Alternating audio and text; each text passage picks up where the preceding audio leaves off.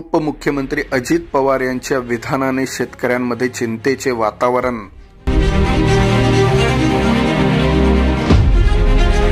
मुख्यमंत्री देवेंद्र फडणवीसांनी दिलेला वादा दादा विसरले का?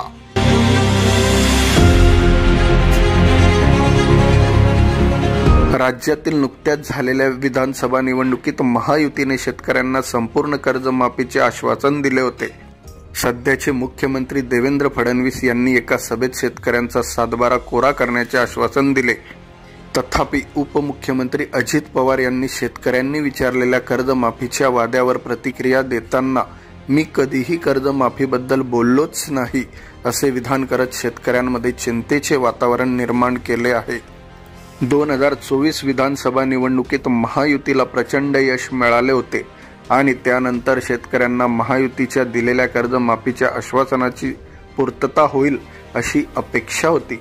तथापि सरकार स्थापन होऊन 2 महिने उलटले असताना शेतकरी कर्जमाफी संदर्भात अद्याप ठोस निर्णय घेतलेला नाही। महायुतीतील मतप्रवाहामध्ये मतभेद दिसून येत आहेत। नुकत्याच एका कार्यक्रमात उपमुख्यमंत्री अजित पवार यांनी कर्जमाफी संदर्भात दिलेल्या विधानामुळे शेतकऱ्यांमध्ये संभ्रम आणि चिंतेचे वातावरण निर्माण झाले आहे। यावर मुख्यमंत्री देवेंद्र फडणवीस यांची भूमिका काय असणार याकडे शेतकऱ्यांचे लक्ष लागून आहे।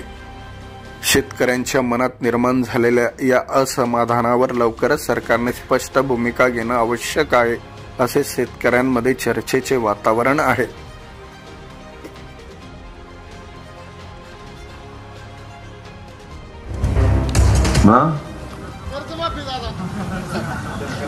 माझ्या भाषणात कधी तुम्ही ऐकलं का कर्जमाफी?